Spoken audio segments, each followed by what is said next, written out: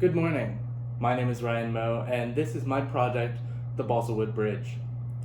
For this project, we had to create a model bridge entirely out of balsa wood. The requirements for this project were that the bridge had to articulate and had to rise 140 millimeters above its initial position. It needed to not exceed a weight of 85 grams, and it needed to be able to hold 20 kilograms of weight. Those were the main requirements that needed to be met. My motivation for choosing this as my senior project came mostly from my time as an intern over the summer. I was a bridge engineering intern with the City of Seattle Department of Transportation, so I figured that I could take what I learned in that experience and pull it back into my senior project so that it would have an easier time being built and being designed because I already had some of the know-how from that experience. There were many engineering principles that went into designing this balsa wood bridge. Among them mostly were statics and mechanics of materials.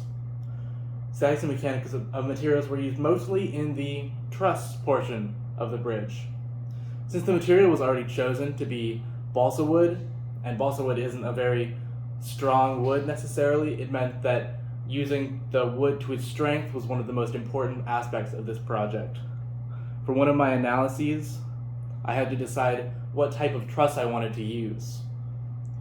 Since balsa wood is stronger in tension than it is in compression, I chose to use a truss that maximized beams and members that were in tension instead of those in compression, so that the balsa wood would be used to its best strengths.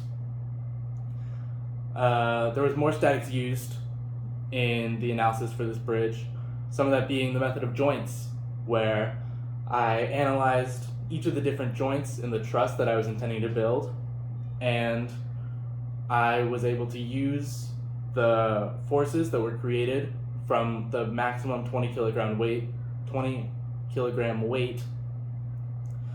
and the tensile and compressive forces of balsa wood, and I was able to determine what the minimum cross-sectional area of each of the beams in the truss needed to be so that the bridge would be able to hold that weight.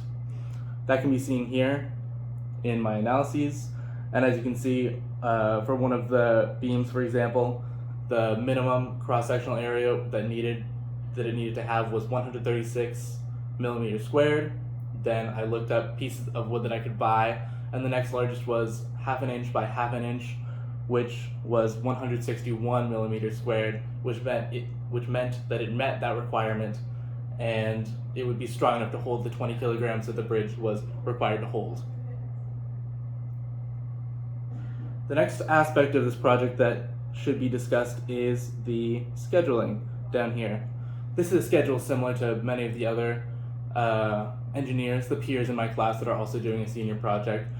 It starts off mostly with creating the proposal and discussing the different sorts of aspects that need to be addressed for the project. And then a lot of time is spent on analyses and drawings. This schedule is very helpful for my project because it allowed me to figure out what tasks needed to be done and when they needed to be done by. Some of these aspects got a little off schedule, but because I had the schedule and I knew what I had to do, I was able to put in more work later on and make up that difference, which is why you see some aspects here where the drawings, there was a ton of drawings that got done in the same week, and part of that was because I'd fallen behind, and part of that was because I needed the rest of the analysis to be completed first so that I had the information I needed to create those drawings. The next part over here is the budget. So as you can see for the budget, part of the budget is the part costs, the shipping costs to receive those parts, labor costs for me, the chief engineer on this project, and an emergency fund should the project go over budget. In total, all those added up came to $9,100. I believe that this project has complete capability to succeed and be successful, and it should move on to the manufacturing, building, and testing portion of the project. I put in a lot of work with this project. I've been very dedicated, and I will continue to be dedicated towards the success of this project. As seen from my scheduling issues earlier on, even though sometimes the project may come behind schedule, there's always an opportunity for me to come back in and fix it and make up those parts of the schedule and finish the project on time and have a really successful project. Thank you.